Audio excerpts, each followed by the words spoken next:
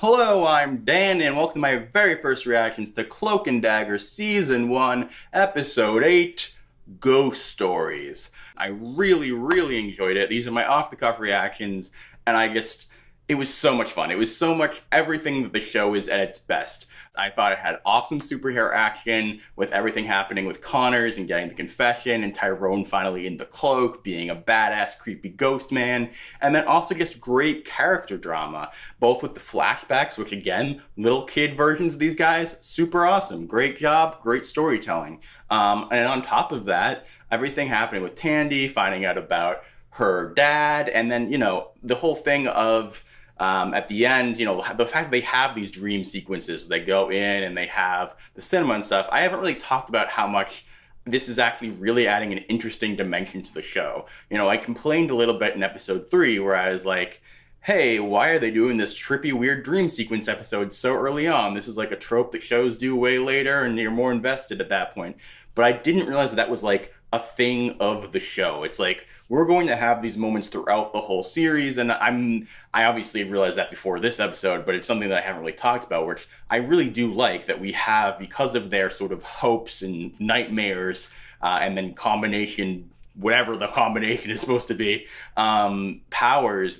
Getting these trippy imagery, I think, is great, and getting insights into people and into our own characters as they get insights to others, I think is really great. Finding out that her dad hit her mom and that, like, the hero that she's built up so much of her identity around was a lie. We already had this sort of cynical, dark character in Tandy, and now she has had her last bit of hope, ironically, destroyed. And she ends up just taking money instead of clearing his name. I thought that was great. Such an interesting character move. And I just thought this episode was really cool because, like, 2/3 of the way through, I was like, this feels like the season finale. They're like defeating the foes and coming into their own, and there's 2 more episodes left. Is this going to be like weirdly, in some way, avant-garde, and just the last 2 episodes will be like totally different or whatever? But no, I was like, okay, so there has to be a twist here. So obviously we got the thing about Tandy's dad. So her whole journey this season has been to clear his name. Now it's like, she doesn't want it cleared necessarily. And then we have Tyrone thinking that, oh, I finally won one over the cops. I got the confession. I won.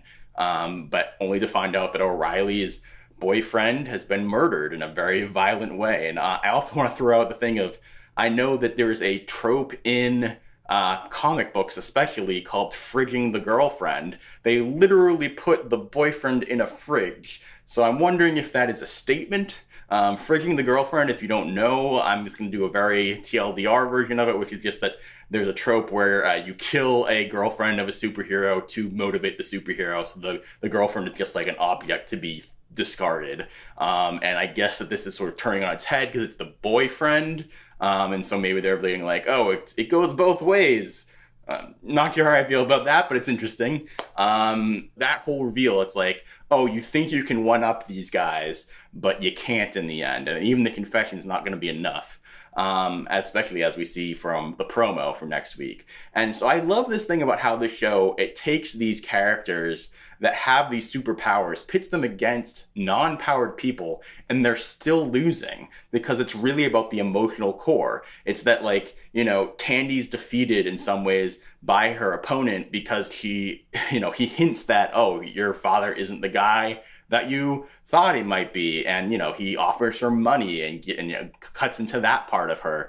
And then the cops, no matter, even if you get the confession, if you're a black guy, the cops are going to be against you no matter what. And I think that, that's what the show is saying here, and it's going to be interesting to see what they go forward with that. I mean, on top of that, also, obviously, we have white people here also being fucked up over the cops too. So it's a little hairy there, but I still think there's some really interesting commentary going on. Some really cool dynamics of the powers. We saw Tandy throw in the knives, which obviously we saw last week, but just seeing more of it's great. The effects on both of them I'm very happy with. The actors continue to be phenomenal. I loved moments like Tandy coming to the house and how sweet and cute and charismatic it was if they're sort of bickering with each other, and also she's reaching out and being like, oh, if your family is not doing anything, you can do stuff with me. But on top of that, there's a twist, and she also stole the key card. And so it's just like all these like expectations. It's like they're giving you what certain audiences want as far as like the relationships and the romance and all that stuff, but there's always an extra thing on top of that. It's not just that.